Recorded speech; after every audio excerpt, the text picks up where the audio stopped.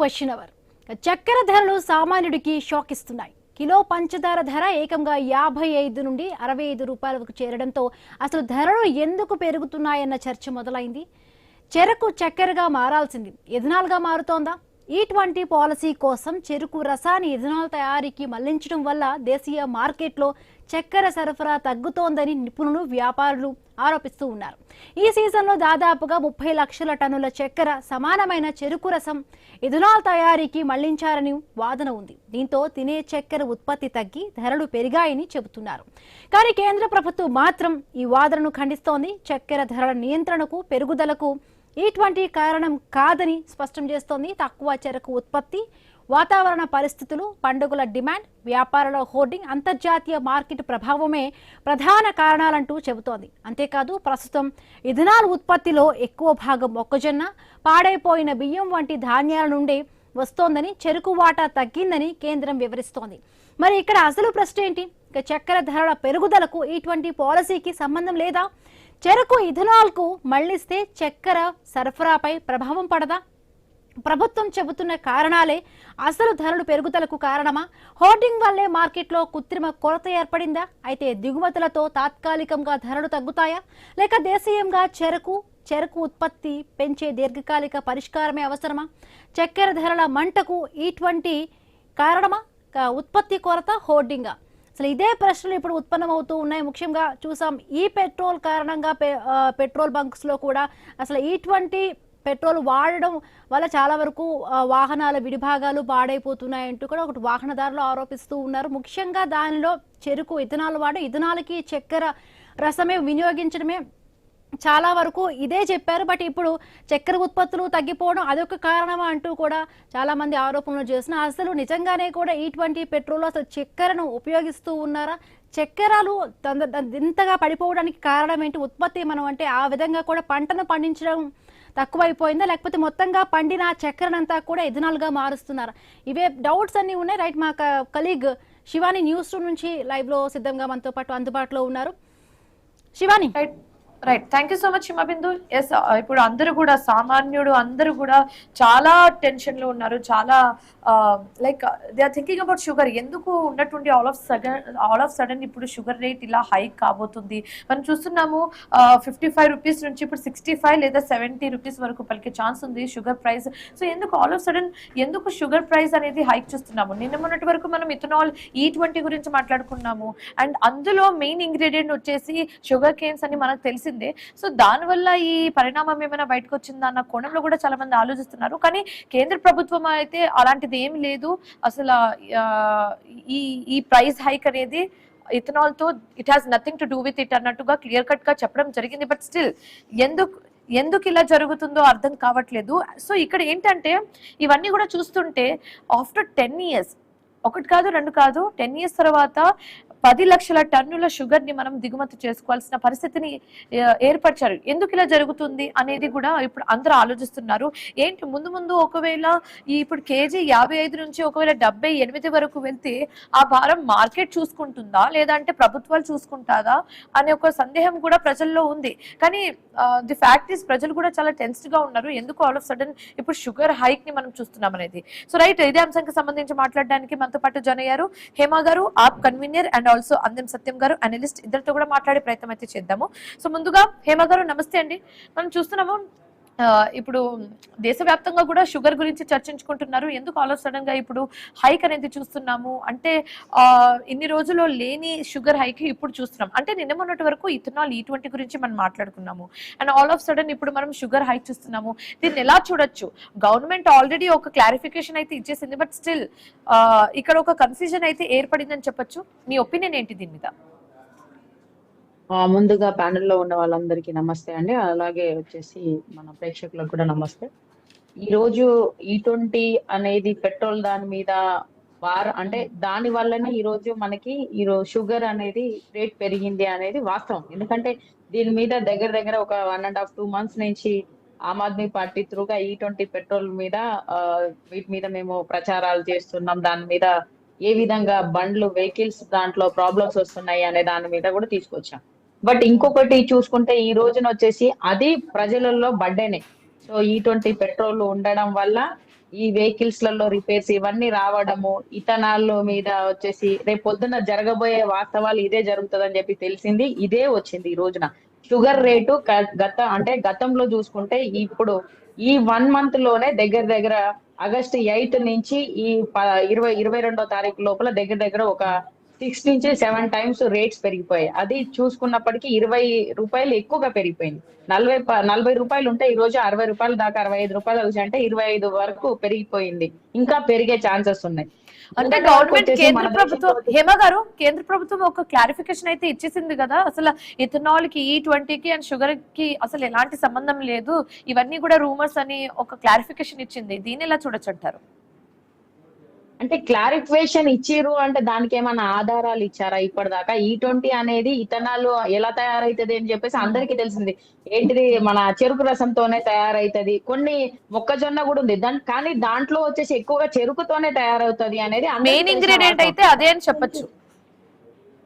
100%. అది ఎందుకు అంటే ఇంతకు ముందు వచ్చేసి ఇథనాల్ విషయంలో వచ్చేసి నితిన్ గడ్కరీ గారు ఆయన ఏం మాట్లాడారు, దాని వాస్తవాలు ఏంటి, 15 రూపాయలకు వచ్చేసి పెట్రోల్ ఇస్తా అని చెప్పారు. అది దేంతో ఏంటి, ఏదైతే చెరుకు రసం ఉందో చెరుకుతోనే తీస్తారు అని చెప్పేసి వాళ్ళకు కూడా ఫ్యాక్టరీలు ఉన్నాయి, వాస్తవాలు కదా. ఇవన్నీ ఎందుకు ఊరికే మభ్య పెట్టాలి, ఇష్టానికి నోటికి ఏదొస్తే అది మాట్లాడడం కాదు. ఎంతసేపటికి ప్రభుత్వాలు ఏం చేస్తున్నాయంటే ఈ రోజు బీజేపీ ప్రభుత్వం జనాల నడ్డి విరచడానికి మాత్రమే ఉంటుంది తప్ప ఏది జనాల కోసం చేసేది లేదు. ఓన్లీ వీళ్ళ జేబులలోకి వచ్చేసి పైసలు రావాలి, ఏ మంత్రులకా లేకపోతే వచ్చేసి ట్రంప్ కా ఎవరికో ఒకరికి, అదాని అంబానికి లేకపోతే మంత్రులకి లేదా వాళ్ళకి, వీళ్ళ కోసం మాత్రమే పనిచేస్తున్నాయి తప్ప.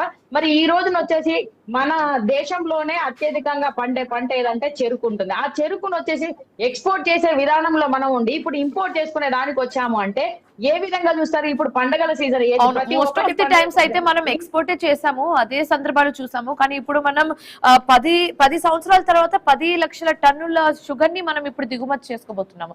అలాంటి ఒక పరిస్థితి ఏర్పడింది. రైట్ హేమ గారు. సో సత్యం గారు మీరు చెప్పండి. నమస్తే అండి. మనం చూస్తున్నాము గవర్నమెంట్ అయితే క్లియర్ కట్ గా చెప్పేసింది ఇథనాల్ కి అసలు షుగర్ హైక్ కి అసలు సంబంధం లేదు. ఓకే, ఆ ఫ్యాక్ట్ ని ఒక సెకండ్ కి డైజెస్ట్ చేసుకుంటే మెయిన్ రీజన్స్ ఏమై ఉండొచ్చు అంటారు ఈ షుగర్ హైక్ వెనకాల? ఇప్పుడు మహారాష్ట్ర, ఉత్తరప్రదేశ్ ఎక్కువ షుగర్ పండించేటువంటి రాష్ట్రాలు. అవును, ఆ రాష్ట్రాల్లో కొంత దిగుబడి తగ్గింది. Number 1 cause. Number 2 festive season వల్ల డిమాండ్ బాగా పెరిగింది. ఈ డిమాండ్ వాస్తవ కన్జంప్షన్ ఆధారం కాకుండా ఊహలు, అంచనాలు పెరగబోతున్నాయి, అవసరం ఉందని చెప్పేసి ఎక్కువ షుగర్ డిమాండ్ చేయటం 2. తర్వాత 3వది ఇంటర్నేషనల్ మార్కెట్లో కూడా షుగర్ ప్రైస్ పెరిగింది. 17.4% నుంచి 17.6%కి పౌండ్స్ రేట్లో పెరిగింది.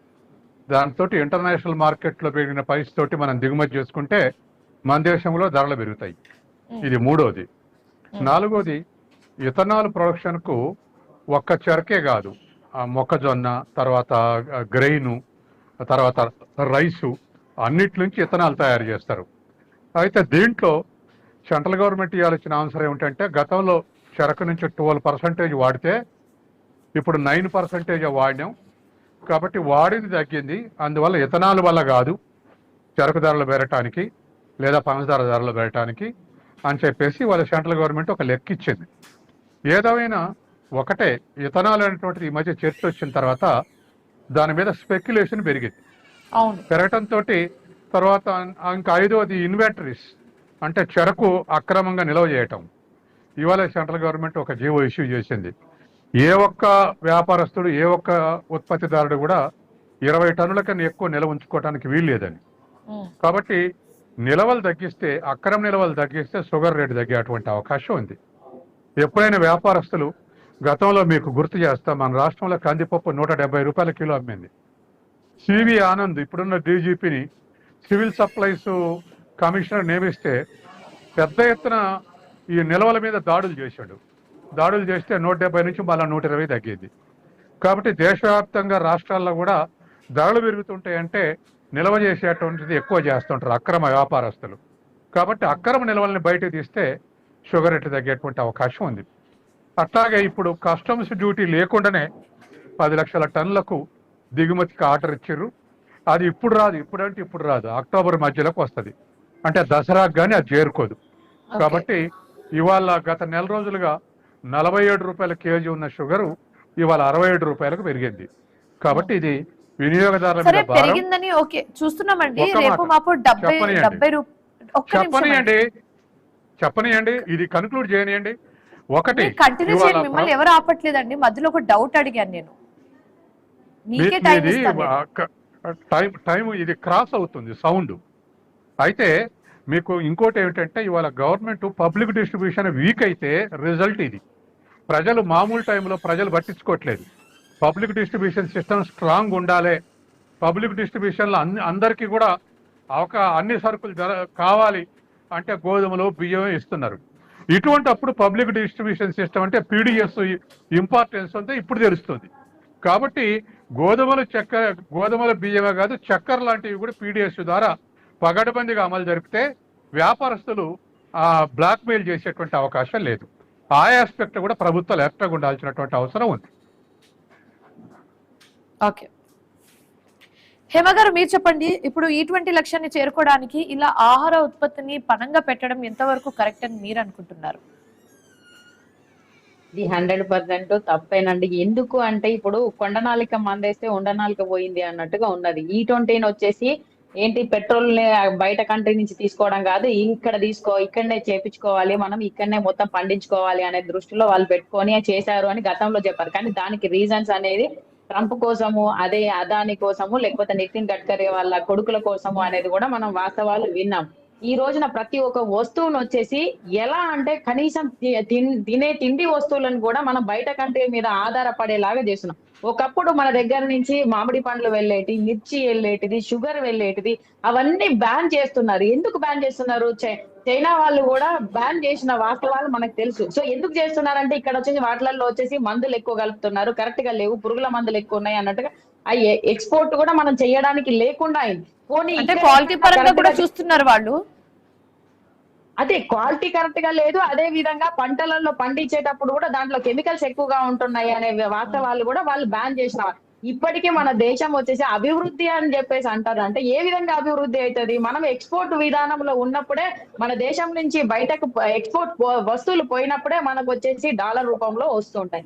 మరి దాన్ని మనం తగ్గించుకుంటున్నాము. అదే విధంగా ఈ రోజున మనం తినే తిండిలలో కనీసం ఇప్పటిదాకా మనం వచ్చేసి మంచి తిండి తినాం, అన్ని పురుగులు మొత్తం వచ్చేసి కల్తీ వస్తువులే మనం తినగలుగుతున్నాం. అంటే ఎక్కడ ఏం జరుగుతుంది? అయినప్పటికీ ఇంత రేట్లు పెంచుకోవాలి. ఇప్పుడు చూసుకుంటే మనకి ఇప్పుడు చక్కెర రేటు పెరిగిందంటే బెల్లం కూడా పెరుగుతూ ఉంటది. 100% బెల్లం పెరుగుతుంది రేపు పొద్దున. సో ఇది పండుగ సీజన్, జనాలు నడ్డి ఏ విధంగా విరుస్తున్నారు అంటే సీజన్ ని బట్టేసి, వాళ్ళకి అవసరాన్ని బట్టేసి పోయి ఈ విధంగా. మరి ఇంతకు ముందు తెలియదా అండి ఈ20 పెట్రోల్ దీన్ని చేయడం వల్ల మనకి క్రూడ్ ఆయిల్ రేట్ తగ్గినప్పుడు మనకి రేట్ తక్కువగా వస్తుంది. అక్కడి నుంచి ఇంపోర్ట్ చేసుకోవాల్సింది పోయి ఎందుకు ఎప్పుడు లేని దేశంలోనే ఎప్పుడు లేని వాటిని ఎందుకు ఎక్స్పెరిమెంట్ చేస్తున్నారు? ఎవరి కోసం చేస్తున్నారు? ప్రజల నడ్డి విరవడానిక ఈ రోజు ప్రభుత్వాలను మనం ఎంచుకున్నది? ఆహార పదార్థాలలో చూసుకుంటే ఇప్పుడు రైస్ ను కూడా వచ్చేసి 5 రూపాయల రైస్ ను 50 రూపీస్ పెట్టేసి అదొక పెద్ద స్కామ్ చేశారు. దాన్ని కూడా వచ్చేసి ఇథనాల్లో ఏదో చేయాలి అని చెప్పేసి పెద్ద స్కామ్ కూడా, అది కూడా బయటపడింది. ఈ రోజున ఏది చూసుకున్నా గానీ వీళ్ళు స్కాముల కోసం, దందాల కోసం చేస్తున్నారు తప్ప రియాలిటీలో జనాలకు వాస్తవంగా వాళ్ళ ప్రాబ్లమ్స్ సాల్వ్ చేయాలి, ఏది దేశంలో ఉన్న ప్రజల సమస్యలు తీర్చాలి అనే దాంట్లో లేరు. కనీసం ఒక చిన్న వాస్తవాలు ఏంటంటే కల్తీ పాల దగ్గర నుంచి చిన్న పిల్లలు తినే దగ్గర నుంచి పెద్ద వాళ్ళ దగ్గర కల్తీ విషయాలు వచ్చినాయి అంటే ఈ దేశం ఎప్పుడు బాగుపడుతుంది? ఇలాంటి కల్తీ కోసమా మనం దేశాన్ని కాపాడుకోవడానికి ప్రయత్నం చేసిన దేశం స్వతంత్రం వచ్చింది? ఇవన్నీ ఏం జరుగుతుంది అనేది నేను అడుగుతున్నా. ఇంకా మీద పోతూ ఉంటే ఖచ్చితంగా వచ్చేసి దేశం మొత్తం సర్వనాశనం అయిపోయి మన దేశం వేరే వాళ్ళ చేతిలోకి వెళ్ళిపోవడానికే చేస్తున్నారు తప్ప ఈ ప్రభుత్వం, ఇప్పుడున్న ప్రభుత్వాలు ప్రజల కోసం అయితే చెయ్యట్లేదు. ఖచ్చితంగా రాబోయే రోజులలో మన దేశానికి మొత్తానికి ఇంపోర్ట్ చేసుకునే వాస్తవాలే వస్తాయి. రేట్లు పెరిగిపోయి ఎక్కడికక్కడ అల్లకొల్లలో అయ్యే పరిస్థితి తీసుకొస్తున్నారు. అది రాకముందుకే దేశందరూ మేల్కోవాలి అని చెప్తున్నారు. ఓకే సత్యం గారు, ఇప్పుడు హోర్డింగ్ తో కృత్రిమ కొరత సృష్టిస్తున్నారా? ఒకవేళ హోర్డింగ్ అడ్డుకునేందుకు స్టాక్ పరిమితులు పెట్టడం సరిపోతుందని మీరు అనుకుంటున్నారా? ఖచ్చితంగా అండి. ధరలు పెరుగుతున్నాయంటే హోర్డింగ్ పెరుగుతుంది. అది మన దేశంలో వ్యాపారస్తులకు అలవాటు అయిపోయింది. కాబట్టి ప్రభుత్వమే కేవలం వ్యాపారస్తులను కంట్రోల్ చేయటం కాదు, ప్రత్యామ్నాయంగా ప్రభుత్వమే పీడిఎస్ దుకాణాల ద్వారా తక్కువ ధరకు సప్లై చేస్తే వాళ్ళు కూడా దిగొస్తారు. కాబట్టి పీడిఎస్ ని కొలాప్స్ చేసింది ఈ దేశంలో పబ్లిక్ డిస్ట్రిబ్యూషన్ సిస్టాన్ని. గత 15 ఏళ్లుగా కొలాప్స్ అయి ఉన్నది. కాబట్టి పీడిఎస్ ని పటిష్టంగా అమలు పరిస్తే ఈ బెడద తగ్గే అవకాశం ఉంది. రెండోది, మన దేశంలో చెరకు సాగు తగ్గలేదు. నేను ఒక అగ్రికల్చర్ ఎకనామిస్ట్ గా చెప్తున్నా, చెరకు సాగు తగ్గలేదు. కాబట్టి ఇది మొత్తం కూడా స్పెక్యులేషన్ తోటే ఇటువంటి దారుణాలు ప్రజల్ని దెబ్బతీయటానికి చూస్తున్నారు. మూడోది, ఇథనాల్ అనేది సైంటిస్టులు అందరూ కూడా వెహికల్స్ కు నష్టం జరగదని అబ్సల్యూట్ టర్మ్ లో చెప్పలే. కొంతమంది నష్టం జరుగుద్ది అంటారు, కొంతమంది జరగదు అంటున్నారు. అట్లా కాన్ఫ్లిక్ట్ ఉన్నప్పుడు, ఒపీనియన్ కాన్ఫ్లిక్ట్ ఉన్నప్పుడు దాన్ని వాడద్దు, కానీ వెహికల్స్ కు వాడండి అని ప్రెజరైజ్ చేస్తారు. సెంట్రల్ గవర్నమెంట్ ఏం చెప్తుంది, మనకు ఫారెన్ ఎక్స్చేంజ్ సేవ్ చేయడానికి చెప్తున్నాం, ఇలా వాడటం వల్ల 38,000 కోట్లు సేవ్ అయితే అని చెప్తారు. 38 మనకు ఫారెన్ ఎక్స్చేంజ్ $700 బిలియన్ ఉన్నాయి. 38,000 కోట్లు ఎంత అవుతుందండి? 0.1% కూడా ఉండదు. కాబట్టి ప్రజల అంగీకారం లేకుండా ఎక్స్పర్ట్స్ యొక్క ఒపీనియన్ తీసుకోకుండా ఇథనాలని బలవంతంగా రుద్దటం అనేటువంటి కరెక్ట్ కాదు. రెండోది, అమెరికా మనకు జరిగేటువంటి బయోలాటరల్ అగ్రిమెంట్ లో మా దగ్గర నుంచి ఇథనాల్ దిగుమతి చేసుకోవాలని అమెరికా ప్రెజరైజ్ చేస్తుంది.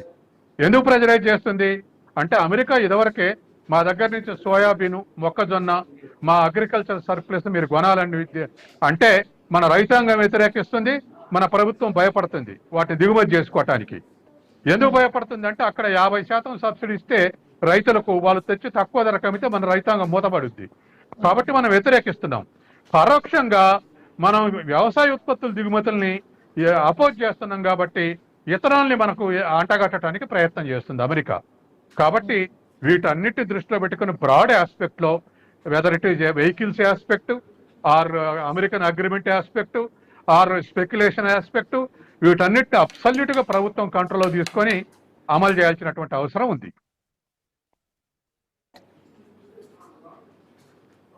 ఓకే, సో సత్యం గారు, ఇప్పుడు దిగుమతుల వల్ల దేశీయ చెరుకు రైతులకు నష్టం జరిగే ప్రమాదం ఏమైనా ఉందా అంటే ఏం చెప్తారండి? ఇప్పుడు ధరలు కంట్రోల్ చేయడానికి తప్ప, ఇప్పుడు చెరకు సీజన్ ఇది కాదు. చెరకు వచ్చే సీజన్ అక్టోబర్, నవంబర్లో. కాబట్టి చెరకు సీజన్ కాదు కాబట్టి రైతులకు వచ్చేది ఏం లేదు. తాత్కాలికంగా మార్కెట్లో పంచదార రేట్లను కొంత కంట్రోల్ చేయడానికి ఉపయోగపడుతుంది. కాబట్టి ఇదేం 10 లక్షల టన్నులే కాబట్టి పెద్ద ప్రభావం ఉండదు. ధరలు తగ్గిపోయే ప్రభావం, ధరలు open market price normal price 47 రూపాయలు అయితే ఇప్పుడు 67 ఉంది. కాబట్టి దాన్ని తగ్గటానికి తప్ప రైతులకు వచ్చే ధరలు తగ్గటానికి కాదు. తర్వాత క్రాప్ సీజన్లో దిగుమతి చేసుకుంటే ధరలు తగ్గుతాయి. కానీ ఇది క్రాప్ సీజన్ కాదు. కాబట్టి ఇవాళ ఉన్నటువంటి పరిస్థితుల్లో దిగుమతి చేసుకొని కన్జ్యూమర్స్ ని నష్టపడకుండా చూడటమే లక్ష్యంగా ఉండాలి. ఓకే, సో హేమ గారు, ఇప్పుడు ఆల్రెడీ ఆ హైక్ అనేది, ప్రైస్ హైక్ అనేది మనం చూస్తున్నాము. ఒకవేళ ఇది 70 రూపాయల కంటే ఎక్కువ వెళ్ళింది అనుకోండి, లెట్స్ అజ్యూమ్, ఒకవేళ వెళ్తే ఆ భారాన్ని మార్కెట్ భరించాలా లేకపోతే ప్రభుత్వాల భరించాలా అని అడిగితే ఏం చెప్తారండి? ప్రభుత్వాలు ఎక్కడ భరిస్తాయి? ఇప్పటిదాకా ఏదైనా పెరుగుతూ వచ్చినప్పుడు మనకు ఒకప్పుడు 40 రూపీస్ పెట్రోల్ ఇస్తా అన్నారు. ఏం చేశారు? 100 రూపాయలు పెట్రోల్ చేశారు. ఇప్పుడు జనాలు భరించారా లేకపోతే ప్రభుత్వం భరించిందా? ఎందుకు పెంచుకుంటూ పోతారు? మరి క్రూడ్ ఆయిల్ రేట్ తగ్గినప్పటికీ ఎందుకు నిత్యావసర ధరలన్నీ ఇప్పుడు తగ్గించాలి? అట్లాంటిది పెరుగుతూనే పోతున్నాయి. గ్యాస్ గానీ, మన పప్పులు, ఉప్పులు ఏవైనా గానీ 13 సంవత్సరాలలో మనము 4 టైమ్స్ ఎక్కువ కట్టామండి. అయినా కూడా మన దేశ అప్పు తీరలేదు. నేను ఒకటే చెప్తున్నా, బీజేపీ ప్రభుత్వానికి సలహాదారులు కరెక్ట్ గా లేరు. దేశం సర్వనాశనం అయ్యే టైప్ లో ఇస్తున్నారు. కాబట్టి దయచేసి ఫస్ట్ ఆఫ్ ఆల్ బీజేపీ ప్రభుత్వంలో ఉన్న లీడర్లు, మోడీ గారికి ఒకటే మేము చెప్పేది, మీరు సలహాదారుల్ని కరెక్ట్ గా పెట్టుకోండి. చదువుకున్న వాళ్ళని, నాలెడ్జ్ ఈ రోజు కోసం కాదు చూసేది, రేపటి భవిష్యత్తు కోసం ఆలోచించే విధంగా ఉండాలి. First of all E20 petrol ని వచ్చేసి మొత్తం బ్యాన్ చేసి, క్రూడ్ ఆయిల్ మనకి తక్కువ రేట్ లో ఉంది కాబట్టి మొత్తం ప్యూర్ పెట్రోల్ ఇస్తే, ఈ ఇటు సైడ్ వచ్చేసి ఏదైతే చెరుకు మీద ఉంది, చెరుకు మీద భారం పడుతుంది, చక్కెర గాని మనకు రాబోయే రోజులలో బెల్లం రేట్లు కూడా పెరిగే అవకాశాలు, ఈ నిత్యావసర ధరలు కూడా తగ్గే అవకాశాలు ఉన్నాయి. కాబట్టి దాన్ని ఇంతకుముందు ఎలా ఉందో అట్లనే ఇంప్లిమెంటేషన్ చేస్తే ఇక్కడ దేశంలో ఉన్న ప్రజలకి తక్కువ రేట్లు వచ్చేసి వాళ్ళ మీద భారం తగ్గుతుంది. ఇంకా అవి పెరిగిపోయి భారం వచ్చేసి, అంటే కనీసం పొద్దున టీ తాగడానికి కూడా జనాలు ఆలోచించాలి. కనీసం ఇంట్లో ఒక పాయసమో లేకపోతే ఏదైనా వాడాలి అంటే పొద్దున్న లేసే టీ తాగకుండా మన దేశంలో ఎవరు ఉండరు. టీలు, కాఫీలు వీటికి వాడేది చక్కెరలు, బెల్లంలు. సో ఇలాంటి వాస్తవాలు ఉన్నాయి కాబట్టి రోజువారీ దానికి దీనికి సంబంధం ఉంది కాబట్టి ఖచ్చితంగా E20 పెట్రోల్ ని మొత్తానికి బ్యాన్ చేస్తే ఇవన్నీ తగ్గుతాయి అని చెప్పేసి 100% చెప్పాల్సి వస్తుంది. అదే విధంగా చేయాల్సిన బాధ్యత కూడా ప్రభుత్వానికి ఉందని చెప్పి చెప్తుంది. ఓకే, సో సత్యం గారు 10 years తర్వాత 10 టన్నుల షుగర్ ని అయితే మనం దిగుమతి చేసుకోబోతున్న సిచ్యువేషన్ చూస్తున్నాము. ఈ 10 టన్నుల షుగర్ ని ఒకవేళ దిగుమతి చేసుకుంటే ఇది పర్మనెంట్ సొల్యూషనా లేకపోతే టెంపరరీ సొల్యూషనా అండి? ఇది టెంపరరీ సొల్యూషనే. మన దగ్గర ఆ వరి గోధుమ తర్వాత చెరకు సాగే ఎక్కువ ఉంది, తర్వాత సోయాబీన్ ఉంది. కాబట్టి చెరకు రైతులకు గిట్టుబాటు ధర ఇస్తే దీని సాగుబడి పెరిగేటువంటి అవకాశం ఉంది. అందుకని ఏదైనా సెల్ఫ్ సఫిషియెంట్ ఉంటేనే, ఇప్పుడు మనం ఫుడ్ గ్రెయిన్స్లో సఫిషియన్సీ ఉన్నాం, కానీ కాయగూరలు కానీ ఇటువంటి వాటిలో కానీ సెల్ఫ్ సఫిషియన్సీ లేదు. కాబట్టి ఆ వీటిలో కూడా క్రాప్ ప్యాటర్న్లో మార్పులు రావాలి, అంటే పంటల తీరులో మార్పు రావాలి, దానికి తగ్గట్టు MSP ఇంప్లిమెంట్ చేయాలి. అప్పుడే రైతులు ఎంకరేజ్మెంట్ ఉంటే వీటిని పండించేటువంటి అవకాశం ఉంది. ఇవాళ కాయధాన్యాలు నిత్యం దిగుమతి చేసుకుంటున్నాం. నిన్ననే పళ్ళు కూరగాయలు దిగుమతి చేసుకుంది ఎంత అంటే $4 billion దిగుమతి చేసుకున్నాం. ఇంత పెద్ద దేశంలో పళ్ళు కూరగాయలు దిగుమతి చేసుకుంటున్నాం. కాబట్టి ఇప్పుడున్నటువంటి పరిస్థితుల్లో క్రాప్ ప్యాటర్న్ చేంజ్ చేయాలి, రైతులకు ప్రోత్సాహకాలు ఇవ్వాలి. ఇస్తేనే క్రాప్ ప్యాటర్న్ చేంజ్ అవుతుంది. ఈ కొరతల్ని అధిగమించగలుగుతాం. తర్వాత ఎసెన్షియల్ కమోడిటీస్ నుంచి డైవర్ట్ చేయొద్దు. డైవర్ట్ చేస్తే ఇటువంటి సమస్యలు వచ్చే అవకాశం ఉంది. కాబట్టి పంచదార నిత్యావసరాల్లో ఒకటి. కాబట్టి దీని విషయంలో ముందే ఒక సెక్యూరిటీ ఉండాలి. ఎంత పండించాలి, పండిస్తే ఎంత రేట్ ఇవ్వాలి అనేటువంటి ఒక సెక్యూరిటీ రైతులకు ఉండాలి. ఉండకపోతే ఇటువంటి సమస్యలు షార్ట్ కమింగ్స్ వచ్చేటువంటి అవకాశం ఉంది.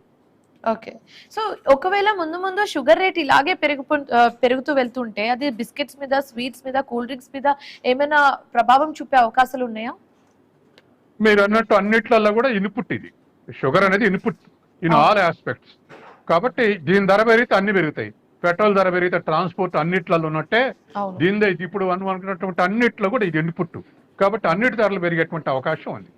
కాబట్టి వాస్తవానికి దీన్ని మన దేశంలో ఇది కొరత వచ్చేటువంటి అంశం కాదు. దీన్ని సప్లై ఎట్లా, దీని యూసేజ్ ఎట్లా, ఈ రెండింటి మధ్య బ్యాలెన్స్ సాధిస్తే ఇటువంటి సమస్య పరిష్కారం అవుతుంది. ఓకే ఓకే, సో హేమ గారు, ఒకవేళ మీరన్నట్టుగానే ప్రజల మాట, ప్రజల ఫీడ్బ్యాక్ ప్రభుత్వం పాటించకపోతే నిజంగానే ప్రజలు తిరగబడతారా అని అడిగితే ఏం చెప్తారండి? 100% తిరగబడాల్సిందే అండి. తిరగబడకపోతే ఇప్పుడు రేపు మొన్న పేపర్ లీకేజ్ విషయాల్లో చూసుకుంటే ధర్మేంద్ర ప్రధాన్ వచ్చేసి రాజీనామా చేయాలి అని చెప్పేసి ఏ విధంగా చేశారో ఈ రోజు ప్రభుత్వం మీద కూడా వచ్చేసి తిరగబడే ఛాన్సెస్ 100% ఉన్నది. ఈ రోజు వచ్చేసి డిక్టేటర్ పాలన చేసుకుంటూ ప్రజల నడ్డి విరుస్తున్న ఈ ప్రభుత్వాలను ఖచ్చితంగా మన ట్యాక్సీలకు వచ్చేసి మీరు బాధ్యతగా వహించమని చెప్పేసి మిమ్మల్ని జీతగాళ్ళగా పెట్టారు కాబట్టి మీరు డిక్టేటర్లో చేయమని చెప్పేసి మా జీవితాలను ఆగం చేయమని చెప్పేసి. భారతదేశం అంటే ఇది మట్టి కాదు, మనుషులకు వచ్చేసి వాళ్ళకి తగినట్టుగా ఇవ్వాల్సిన బాధ్యత ఉంది. ఈ రోజు వచ్చేసి భారతదేశంలో వచ్చేసి జాబ్స్ తక్కువగా ఉన్నాయి.